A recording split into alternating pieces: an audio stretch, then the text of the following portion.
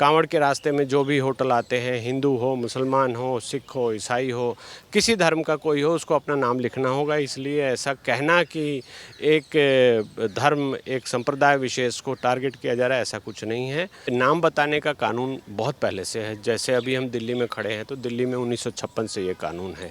यहाँ पर MCD act है, डीएमसी एक्ट है, दिल्ली म्यूनसिपल कॉरपोरेशन एक्ट है, जिसमें 418 है धारा, 420 है और उससे संबंधित जो भी धाराएं हैं उसमें लिखा गया है कि आप लाइसेंस लेंगे, वहाँ पर आपके मकान का नंबर, आपका नाम सब स्पष्ट रूप से लिखा होगा। इसके अलावा हर स्टेट में शॉप्स एंड एस्टैब्लिशमेंट एक्ट होता है, जिसमें कि लाइसेंस लिया जाता है तो उसमें नाम उसका लिखा होता है, ओनर का नाम, मालिक का नाम वो लिखा होता है। आपने रेलवे वेंडर्स को भी देखा होगा, मालिक का नाम लिखा होता है और वो डिस्प्ले करना भी ज़रूरी होता है।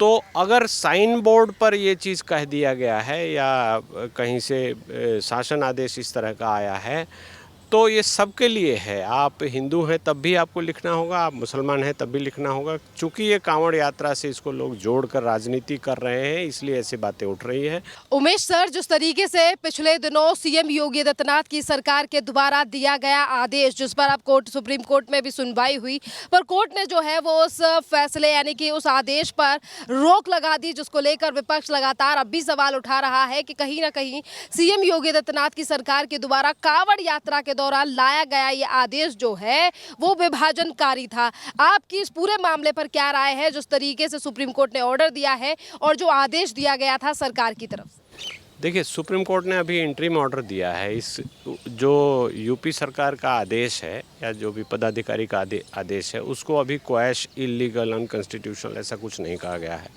तो ये सिर्फ इंटरिम अरेंजमेंट है। वो कभी भी वो पिटीशन सुनवाई में जब आएगी तो हो सकता है कि ये पिटीशन हम नहीं सुनेंगे, डिसमिस कर रहे हैं, कुछ भी हो सकता है। इसलिए इसको लेकर विपक्ष या कोई भी अगर बहुत स्ट्रांग ओपिनियन बना रहा है कि ये यूपी सरकार ने गलत किया था, ऐसा हुआ था, वैसा हुआ था, ऐसा कुछ नहीं है। ये एक इंटरिम अरेंजमेंट है, हर बार होता है, हर केस में होता है। आपने देखा होगा कि जब भी बेल के लिए कोई आता है तो एक इंटरिम ऑर्डर हो जाता है कि इनको नेक्स्ट डेट तक आप अरेस्ट नहीं करेंगे, या कोई चीज़, कोई कॉलोनी तोड़ी जा रही है, कोई जगह तोड़ी जा रही है तो होता है कि आप तब तक नहीं तोड़ेंगे, नेक्स्ट डेट तक। और ऐसे सैकड़ों हज़ारों केस है जिसमें हुआ कि नहीं, आपकी सारी चीज़ें हमने सुन ली और इस पिटीशन में कुछ नहीं है, उसको डिसमिस करते हैं। डिसमिस करते ही अगर तोड़ना है तो तोड़ देते हैं, अगर अरेस्ट करना है तो अरेस्ट कर लेते हैं। तो ये एक इंटरिम अरेंजमेंट है। इसको लेकर कहना कि सरकार ने गलत किया और सुप्रीम कोर्ट ने गलत इसको सिद्ध कर दिया, ये बिल्कुल लीगली गलत है। अभी ये विचाराधीन है और कानून, इसके बारे में कानून हमारे देश में है, पहले से है और इसको इन्फोर्स किया गया है। अब ये बात अलग है कि इसको सियासत के नज़र से देखा जा रहा है, धार्मिक नज़र से देखा जा रहा है कि ये कांवड़ के समय किया गया है, ऐसा किया गया है, ऐसा किया गया है, ऐसा कुछ नहीं है। सरकारी आदेश अगर कोई है तो उस आदेश में सभी धर्मों को ध्यान में रख के आदेश किया जाता है। कहीं किसी धर्म विशेष के लिए कहीं कुछ नहीं किया गया। अगर ऐसा किया जाता है तो वो गलत होता है। तो मुझे नहीं लगता कि इस आदेश में कहीं कोई कमी है या कहीं कुछ है।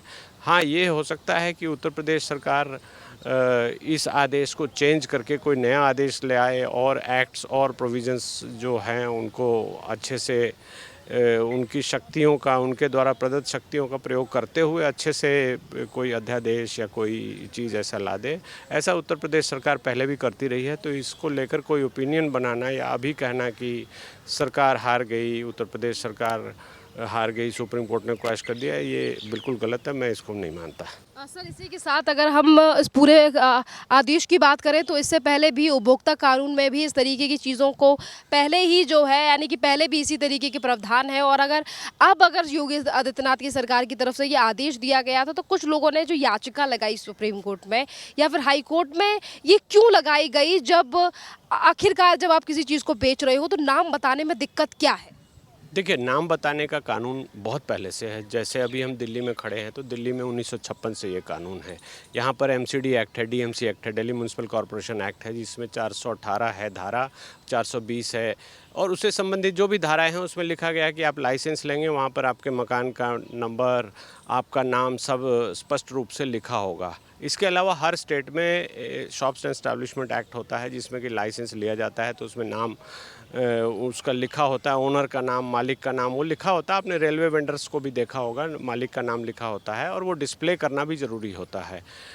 तो अगर साइन बोर्ड पर ये चीज़ कह दिया गया है या कहीं से शासन आदेश इस तरह का आया है, तो ये सबके लिए है। आप हिंदू हैं तब भी आपको लिखना होगा, आप मुसलमान हैं तब भी लिखना होगा। चूँकि ये कांवड़ यात्रा से इसको लोग जोड़कर राजनीति कर रहे हैं, इसलिए ऐसी बातें उठ रही है।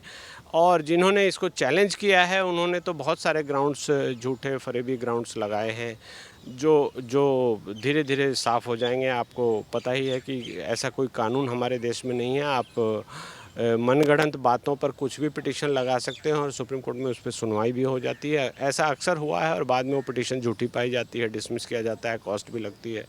तो मुझे लगता है कि अभी इसके बारे में इस तरह से बहुत डेफिनेट ओपिनियन हम नहीं बना सकते, लेकिन जो लगता है कि कानून ऐसा यहाँ पर पहले से है, हमारे देश में सभी राज्यों में ऐसा कानून है। FSSAI जो फूड सेफ्टी स्टैंडर्ड अथॉरिटी का जो कानून है, जिसमें लाइसेंस लेना होता है, फूड के लिए नॉमिनेट करना होता है, नाम बताना होता है कि अगर खाना दूषित पाया गया है या खाना खाकर जहरीला खाना है या गलत तरीके से बनाया गया है, तो उसको दूषित होने की दशा में किनके खिलाफ सज़ा होगी, तो उनका नाम नॉमिनेटेड होता है, नाम पहले से होता है, उनकी पुलिस वेरिफिकेशन कराई जाती है, सब कुछ होता है। तो ये छोटे स्तर पर किया गया है। मान लीजिए फल वेंडर्स को या किसी होटल वेंडर्स को बोला जा रहा है, ऐसा तो कोई रोक नहीं है कि आप ऐसा नाम नहीं रख सकते या ऐसा नाम ही रखिए, ऐसा कोई रोक नहीं है।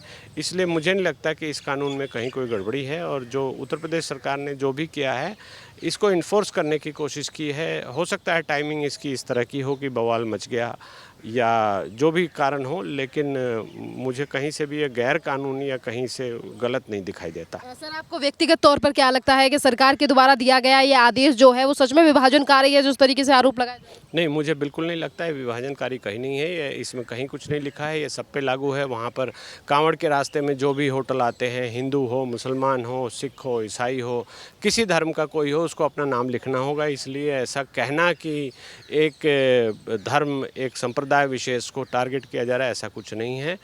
और जो इसके अंदर में और जो बहुत सारी बातें हैं जो अब सामने आ रही हैं कि गलत नाम लोगों ने रखे हुए थे, गलत तरह से मिसलीड करते हैं, तो ये एक सामाजिक और धार्मिक विषय है। इसके ऊपर कानून के रूप से आप कुछ ऐसा इस तरह से डेफिनेट ओपिनियन नहीं दे सकते, लेकिन बवाल इसका मचा है तो ये कहीं ना कहीं कानून के इन्फोर्समेंट से जाकर ही ये ख़त्म भी होगा। सर, जिस तरीके से सुप्रीम कोर्ट की तरफ से आदेश को लेकर टिप्पणी की गई, उसको लेकर कहीं ना कहीं खबर ये भी फैलाई जा रही है कि योगी आदित्यनाथ सरकार की हार हुई है। सुप्रीम कोर्ट ने जो फैसला दिया वो काफ़ी ज़्यादा बढ़िया था, ऐतिहासिक था, सरकार को दबे पांव पीछे लौटा दिया गया है। वास्तविकता में जो सुप्रीम कोर्ट की तरफ से ऑर्डर दिया गया था, जो चीज़ें कही गई थी, वो क्या थी? देखिए, सुप्रीम कोर्ट ने इंटरिम ऑर्डर लगाया है कि टिल नेक्स्ट डेट 26 को, जो पहले जो कहा था कि 26 तक इस पे आप ये ऑर्डर इन्फोर्स नहीं करेंगे, और अभी भी यही कहा है कि ये ऑर्डर इन्फोर्स नहीं होगा। तो ये तो इंटरिम अरेंजमेंट है, इंटरिम ऑर्डर है, ये कभी भी चेंज हो सकता है, कभी भी विकेट हो सकता है, कभी भी इसको लेकर सुप्रीम कोर्ट बोल सकती है कि वो ऑर्डर जो हमने पहले दिया था, मेन पिटीशन ही जब चली जाती है तो ऑर्डर कहीं नहीं बचता, जैसा कि मैंने अभी पहले बताया। तो इसको लेकर ऐसा कहना कि हार गई या सुप्रीम कोर्ट ने संविधान को बचा लिया, ऐसी जो कोरी बकवास वाली बातें हैं, ये सब ऐसा कुछ नहीं है। ये बहुत ही छोटा सा विषय है और उत्तर प्रदेश सरकार इसके पहले भी ऐसी चीज़ें कर चुकी है और करती रही है, और कानून को लेकर उत्तर प्रदेश सरकार इस हिसाब से बहुत ही अच्छे से इन चीज़ों को करती है। मुझे नहीं लगता कि इसमें कहीं कोई गड़बड़ी है। बहुत बहुत धन्यवाद सर।